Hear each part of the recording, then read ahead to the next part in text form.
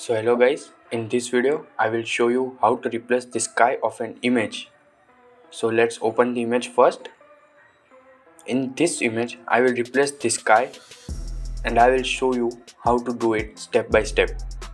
First select magic wand tool, it is right there. Now start selecting, keep the tolerance at 10 and like this select the whole sky. You have to adjust the value of tolerance according to your need. So after selecting the sky, select Ctrl Shift I.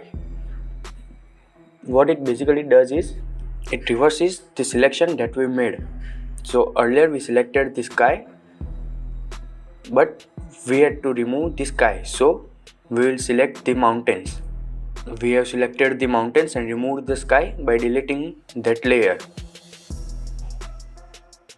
Now import the image of the sky that you want to replace. I have the image of the sky, so basically we have to adjust the sky by doing up or down and then press enter. Now even after pressing the enter we can adjust the sky by clicking on it. So that's it for today's video. I will see you soon in the next video.